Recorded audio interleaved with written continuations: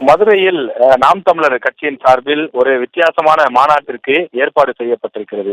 தமிழகத்தில் இதுவரை மகளிர் மாநாடு, ஆண்கள் மாநாடு, மது ஒழிப்பதற்கான மாநாடு என்று பல வித்தியாசமான மாநாடுகளை பார்த்திருப்போம். இது ஆடு மாடுகளுக்காக சீமான் அவர்கள் போட்டிருக்கக்கூடிய ஒரு மாநாடாக இருக்கின்றது. அதாவது ஆடு மாடுகளுக்கு பேசுவதற்கான அந்த வாய்ப்பு இல்லை. ஆனால் அவைகளுக்காக நான் பேசுவேன். அந்த ஆடு மாடுகளுக்கென்றும் சில உரிமைகள் இருக்கின்றது. குறிப்பாக மேய்ச்சல் நிலம் ஆடு மாடுகளுடைய உரிமை. தமிழகத்தில் மேய்ச்சல் நிலம் என்பது சுருங்கிக் கொண்டே செல்கிறது.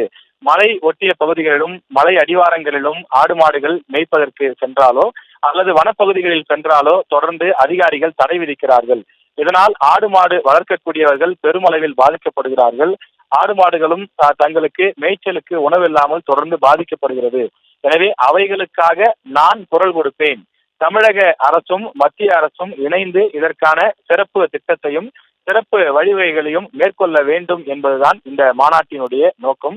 தமிழகத்தில் எப்படி விவசாயத்தின் மூலமாக பல்வேறு தொழில்களின் மூலமாக வருமானம் வரி கிடைக்கிறதோ அதுபோலவே ஆடு மாடுகளும் தமிழ்நாட்டிற்கு பெரிய அளவில் வரி கொடுக்கக்கூடிய வருமானம் கொடுக்கக்கூடிய செல்வங்களாக இருக்கின்றன என்று அவர் குறிப்பிடுகிறார். தமிழகத்தில் தினசரி லட்சக்கணக்கான டன் கறி அதே போல பால் போன்றவை தேவைப்படுகிறது. தற்போது தமிழ்நாட்டுக்கு தேவையான பால் மற்றும் இறைச்சி ஆந்திரா, ராஜஸ்தான் போன்ற பல்வேறு மாநிலங்களிலிருந்து கொண்டு வரப்படுகிறது.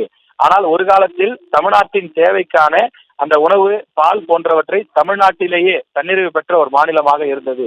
அது போன்ற ஒரு சூழல் இல்லாமல் தற்போது பொதுமக்கள் ஆடு மாடுகளை வளர்ப்பதை விட்டு நாளுக்கு நாள் நகர்ந்து கொண்டே செல்கிறார்கள். ஆனால் தற்சார்பு பொருளாதாரத்தை பேசக்கூடிய நமக்கு ஆடு மாடு என்பது மிக முக்கியமான செல்வம். எனவே அவற்றை பேணி பாதுகாக்க தேவையான நடவடிக்கைகளை தமிழக அரசு ஏற்பாடு செய்து தர வேண்டும் என்ற நோக்கத்திலே நாம் தமிழர் கட்சியின் ஒருங்கிணைப்பாளர் சீமான் இந்த மாநாட்டிற்கு ஏற்பாடு செய்திருக்கிறார்.